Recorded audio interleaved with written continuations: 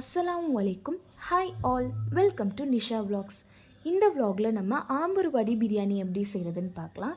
So அதுக்கு தேவையான ingredients oil, spices, வெங்காயம், தக்காளி, இஞ்சி பூண்டு பேஸ்ட், மஞ்சள்தூள், மிளகாய்த்தூள், தனியாத்தூள், கொத்தமல்லி, புதினா, மிளகாய், சிக்கன்.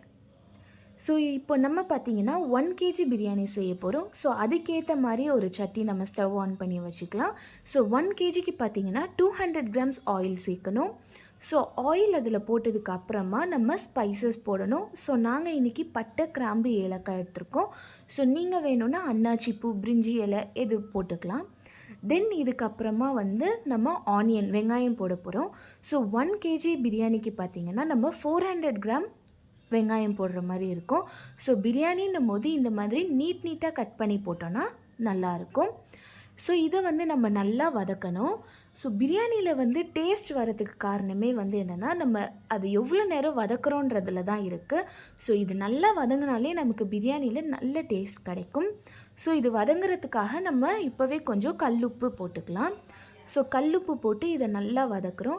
தென் பச்சை மிளகாய், இது உங்கள் காரத்துக்கு ஏற்ற மாதிரி தான். ஸோ நாங்கள் இங்கே ஒரு 4 போட்டிருக்கோம். உங்களுக்கு காரம் தேவைப்பட்டால் 5 to 6 வரைக்கும் போட்டுக்கலாம். ஸோ அதை நீட்டாக போட்டால் தான் நல்லாயிருக்கும். தென் இது நல்லா வதங்கணும். ஒரு ப்ரௌன் கலர் ஆகிற வரைக்கும் நல்லா வதங்கணும்.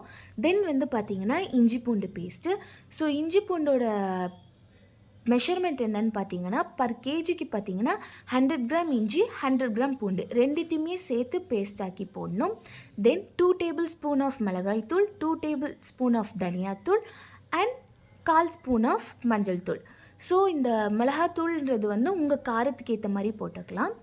ஸோ போட்டு நல்லா நம்ம மிக்ஸ் பண்ணதுக்கு அப்புறமா தக்காளி போடணும்.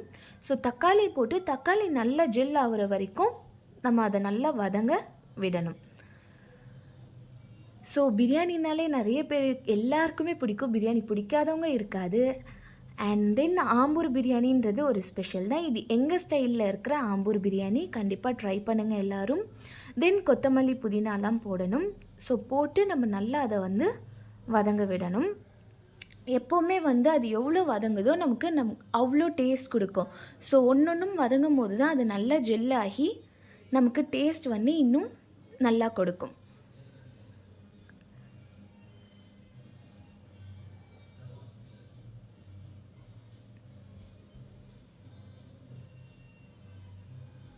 ஸோ நெக்ஸ்ட் ப்ராசஸ்ஸாக நம்ம என்ன பண்ண போகிறோன்னா 1 cup ஆஃப் தயிர். ஸோ இப்போ 1 kg போடும்போது நம்ம அந்த 10 ரூபாய் பேக்கெட் தயிர் அதுவே போதும். ஸோ அது போட்டோன்னா நமக்கு இன்னும் நல்லா டேஸ்ட் கொடுக்கறதுக்காக நம்ம அதை இன்க்ளூட் பண்ணுறோம். ஸோ தயிர் போட்டதுக்கப்புறமா அந்த பச்சை ஸ்மெல் போகிற அளவு நம்ம நல்லா மிக்ஸ் பண்ணிக்கணும்.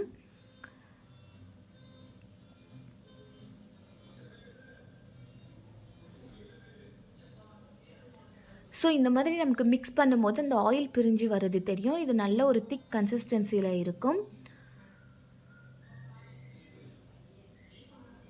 ஸோ தென் இதில் நம்ம என்ன பண்ணலாம், நம்ம வாஷ் பண்ணி வச்சுருக்க 1 kg chicken. So 1 kg biryani நம்ம செய்யும் போது 1 kg சிக்கன் போட்டோன்னா தான் அதில் பீஸ் நமக்கு அதிகமாக இருக்க மாதிரி இருக்கும்.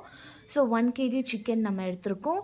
அதை நல்லா வாஷ் பண்ணி இங்கே நம்ம செஞ்சு வச்சுருந்த இந்த மசாலா கூட நல்லா போட்டு நம்ம மிக்ஸ் பண்ணணும்.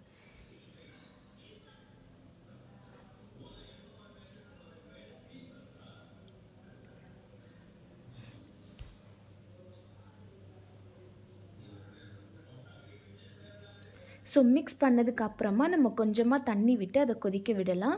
இப்போ நெக்ஸ்ட் ப்ராசஸாக இது வடி பிரியாணின்றதுனால நம்ம தம் போடுறதுக்காக நம்ம கீழே கடாய் வச்சுருக்கோம். ஸோ அந்த தவா மேலே இந்த சட்டியை வைக்கணும். ஸோ இந்த பக்கம் பார்த்திங்கன்னா ஆல்ரெடி நம்ம அரிசி ஊற போட்டிருக்கோம். அதை நம்ம இது பண்ணுறதுக்காக இங்கே தண்ணி இருக்குது. ஸோ இந்த தண்ணியில் நம்ம தண்ணி கொதிக்க வச்சுருக்கோம். ஸோ தண்ணியில் பார்த்திங்கன்னா நம்ம மல்லி, புதினா போட்டுக்கலாம்.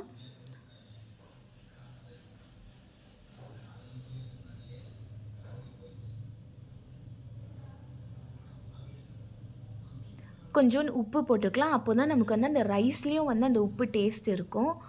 ஸோ கொஞ்சம் உப்பு, மல்லி, புதினா போட்டு அதுக்கப்புறமா நம்ம ஊற வச்சு வாஷ் பண்ண அரிசியை இதில் போட்டு அது நல்லா ஒரு 5 to 10 minutes வேக விடலாம். ரொம்ப வேக்காடில் எடுக்காமல் ஒரு 3/4 வேக்காடில் நம்ம அதை எடுத்துக்கலாம். அப்போ தான் வந்து நமக்கு இதில் போட்டு இதில் தம் வைக்கும்போது நமக்கு உதிரி உதிரியாக பிரியாணி கிடைக்கும். ஸோ அதை வடித்ததுக்கு அப்புறமா அந்த அரிசியை எடுத்துகிட்டு வந்து நம்ம செஞ்சு வச்சுருந்த மசாலாவில் போட்டு இப்போ நம்ம இதை தம் வைக்க போகிறோம். ஸோ ஒன்ஸ் நம்ம போட்டதுக்கு அப்புறமா வந்து ரொம்ப கிண்டக்கூடாது, அடி வரைக்கும் விட்டு. ஏன் அப்படின்னா வந்து அந்த அரிசி வந்து உடஞ்சிடும் அப்படின்னு சொல்லுவாங்க. ஸோ அது இல்லாமல் நம்ம வெறும் மேலோட்டமாக வந்து அதை கிண்டணும். ஜஸ்ட் அந்த மசாலா வந்து எல்லா ரைஸ்க்கும் வர அளவு நம்ம கிண்டினா போதும். ஃபுல்லாக விட்டு கிண்டணும்னு அவசியம் இல்லை.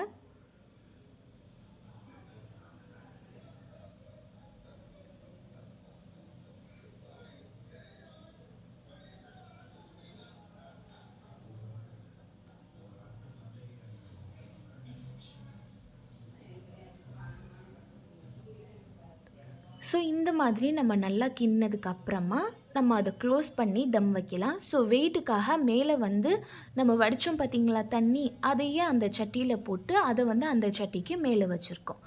ஸோ இது ஒரு தம் பார்த்திங்கன்னா 5 to 10 minutes இருந்ததுன்னா நம்ம சுட சுட சுட சுட ஆம்பூர் தம் பிரியாணி ரெடி. ஸோ தம் பிரியாணி அப்படின்னும் போதே நமக்கு அந்த பிரியாணினாலே உதிரி உதிரியாக இருக்கிறத பார்த்தா தான் நல்லாயிருக்கும். ஸோ இதுவும் அந்த மாதிரி தான் ரெடி ஆகிருக்கு. ஸோ ஃபர்ஸ்ட் வந்து என்ன பண்ணணுன்னா, நம்ம மசாலா எல்லா இடத்துக்கும் வர மாதிரி ஒரு தடவை நம்ம கிண்டிக்கணும். Then is ready to serve.